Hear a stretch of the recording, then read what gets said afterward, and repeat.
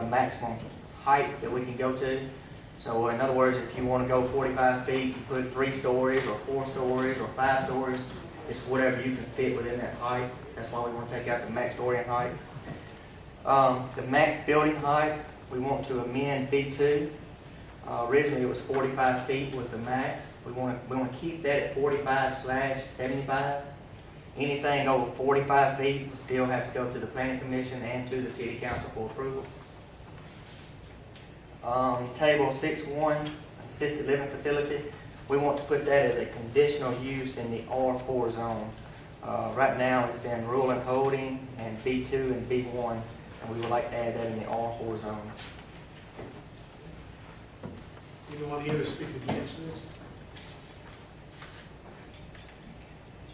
Good. We need a motion. We have a motion. Second. We have a second. Any further discussion? All in favor, let it be known by saying aye. Aye. Any opposed? Okay, that has been amended. Now, you were discussing the piece of property across the street at the crater. I think there's a tower that's about 50 feet tall that's supposed to go over there in that crater development. So, but that will come back before the council for its approval, right? We'll look at it. It got above the 45, right? It's not inhabitable. That's right.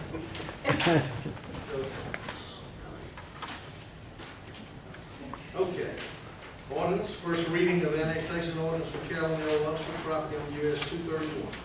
Whereas the following person being the owner of all real property hereinafter described is filed with the city clerk a petition asking that said tract of parcel of land be annexed and to become part of the city of Wetumpka.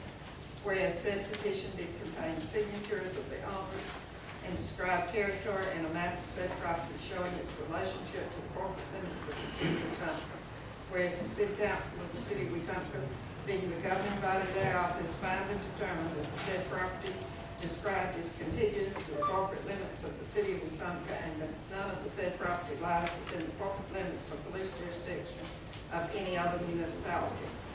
Whereas the governing body did determine that it is in the public interest in said property be annexed into the city, it did further determine that all legal requirements for annexation of real property have been met pursuant to codes 1142:20 through 24 of the Code of Alabama. Now therefore be it ordained by the City Council of Wetumpka as follows. Section 1. The Council of the City of Wetumpka finds and declares as the legislative body of the city that it is in the best interest of the citizens of the city and the citizens of the affected area to bring the territory described in Section 2 of this ordinance into the city.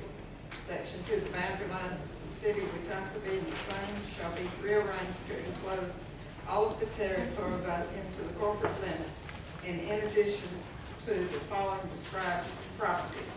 And it is described as lot number 6 of the J. Shell subdivision on US 231 with a full description, legal description in the ordinance.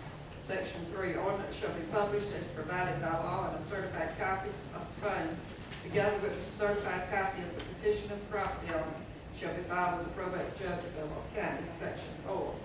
The territory described in this ordinance shall become part of the corporate limits of the city of Wetumpka, and voting district number 5 upon publication of the ordinance is set forth in section 3 above. This is the first reading only.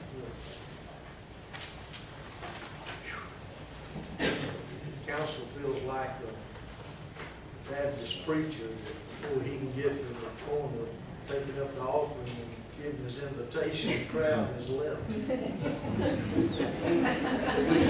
going to carry on. Yeah.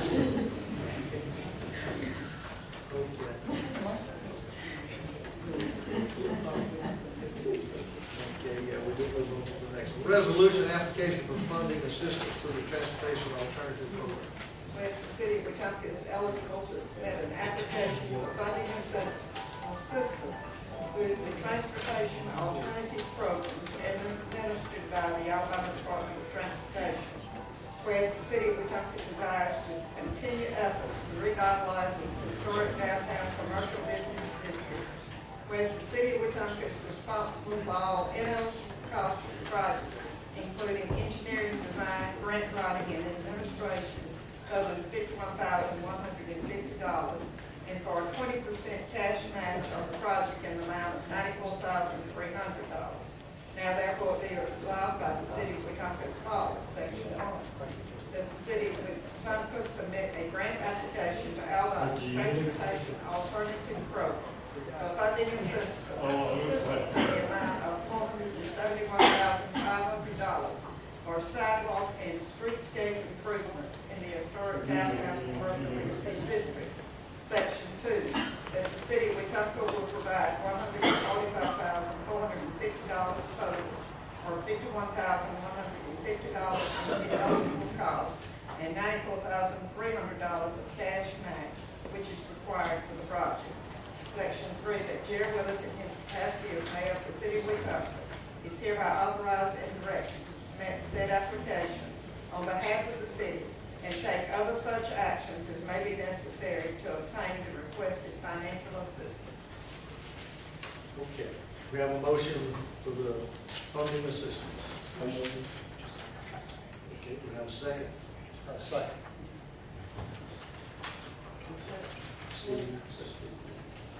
Okay, any discussion? All in favor, let it be known by saying aye. Aye. Any opposed? Okay, funding assistance has been approved.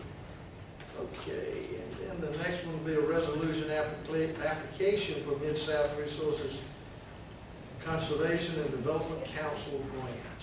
Whereas the city of Wetumpka is eligible to submit a grant application to the Mid-South Resources Conservation and Development Council, whereas the city of Wetumpka desires to conserve and manage its outdoor resources.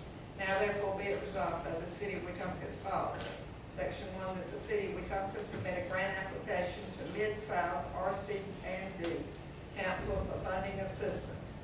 Section 2, that the city of Wetumpka and its partners provide any incidental in-kind services as matched toward the project. Section 3, that Jerry Willis, in his capacity as mayor of the city of Wetumpka, is hereby authorized and directed to submit said application on behalf of the city and take other such actions as may be necessary to obtain the requested financial assistance.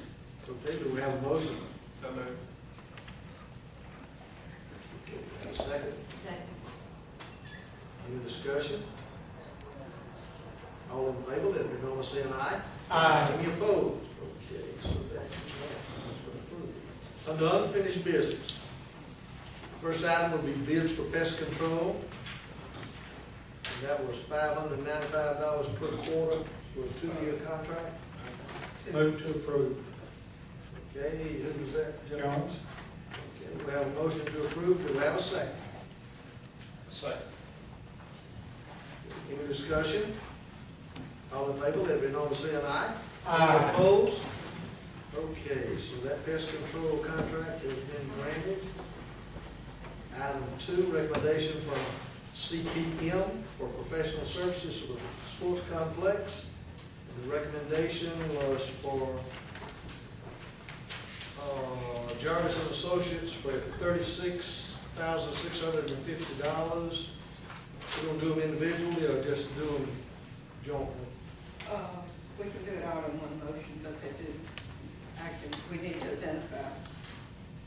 I make a motion, we approve Jarvis and Associates for $36,650 and Christian Testing Labs for $3,500. Okay, we have a motion. Do we have a second? Second. Did you share with them? No, I said never mind. We get that at home, but I'm sure it is.